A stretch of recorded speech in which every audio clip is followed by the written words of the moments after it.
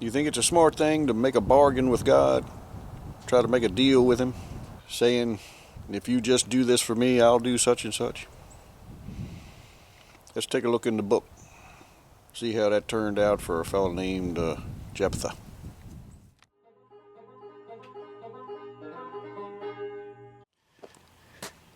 Had a little Bible story I was going to relate to you. I don't like it. It's one of my least favorite. Actually, there's 2 or 3 stories in the Bible that I completely hate. This is one of them. It's horrible. But I was kind of praying and asking God to show me a message that I was supposed to give you this morning. I don't know. Opened up the Bible and it comes right to this story. So I'm going to go ahead and do it. It ain't going to be fun. This story is in the book of Judges, Judges 11. And you can read it. I'm not going to read the whole thing. It's about a fellow named Jephthah. Was a leader in Israel at that time, and he was a valiant fighter, fought battles, and he did something very foolish. He had to fight the children of Ammon. They weren't children, but his descendants. They were disputing with the children of Israel, and Jephthah prayed to God and made a bargain with him, said, if you give me victory, when I get home, first thing that runs out the door of my house, I will consider it yours and offer it up to you as a burnt offering.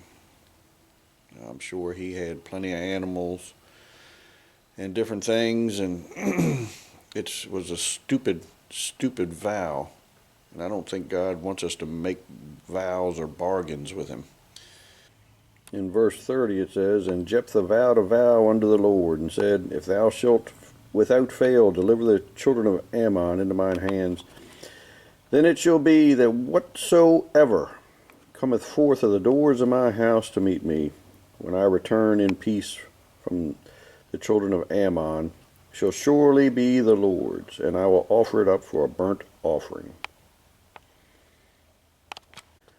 In verse 34, after the Lord had given him a great victory over the children of Ammon, Jephthah came to Mizpah to his house, and behold, his daughter came out to meet him with timbrels and dances, and she was his only child. Beside her he had neither son nor daughter. And it came to pass, when he saw her, that he rent his clothes, and said, alas, my daughter, thou hast brought me very low, and thou art one of them that trouble me. For I have opened my mouth unto the Lord, and I cannot go back.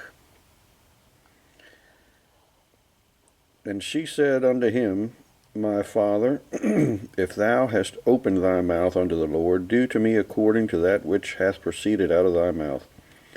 For as much as the Lord hath taken vengeance for thee of thine enemies, even of the children of Ammon.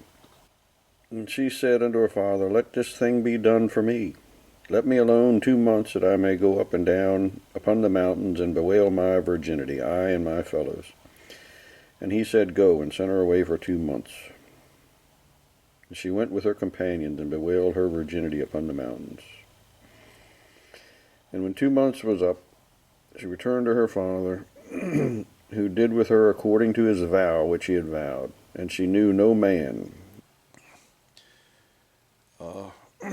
So he told his daughter about that. I think it's very interesting to note that daughter's attitude toward this was an immediate acceptance and willingness to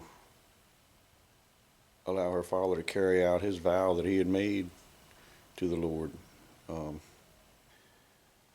She said, let me go with my friends up in the mountains 2 months. Will never know having her own family, having a husband and children herself. Her life will be short.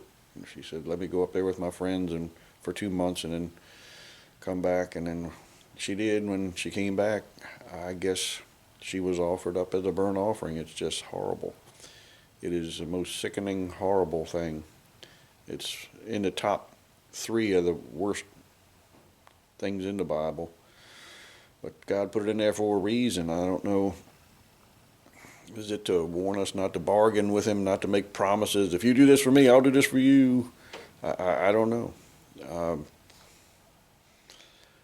I have always tried to make it my aim never to do that because of this. You never know what the consequences might be, what God is going to, when you make a promise to God, you never know what the final end of it's going to be. And it's an important thing. You have to do it. If you don't, God's going to not bless you. I'll just say that. So what's the takeaway lesson from this horrible story today is, to me, whatever it is to you, I don't know, but to me it is, don't bargain with God. Don't make him promises that you're going to do something if he does something for you. I don't think God wants that from us.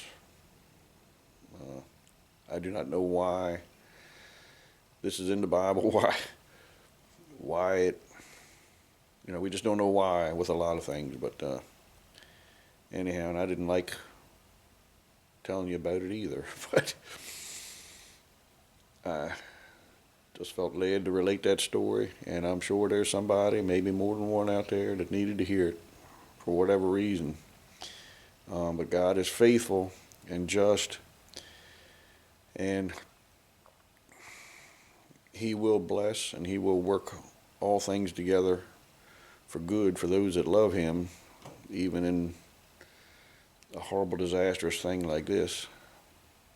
I mean, we're not going to have something so horrible in our lives, but we can suffer some terrible things because we promised wrong and bargained with God, but he is faithful and can restore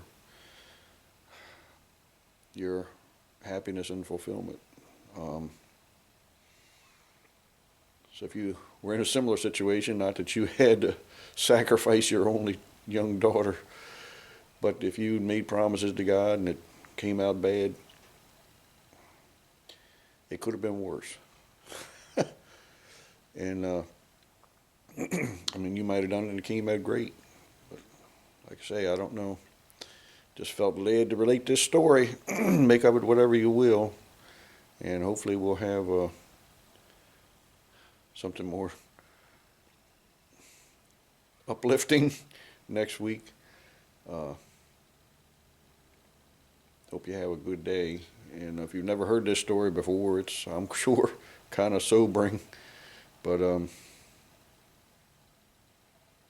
it's in there for a reason. We're going to learn something from it.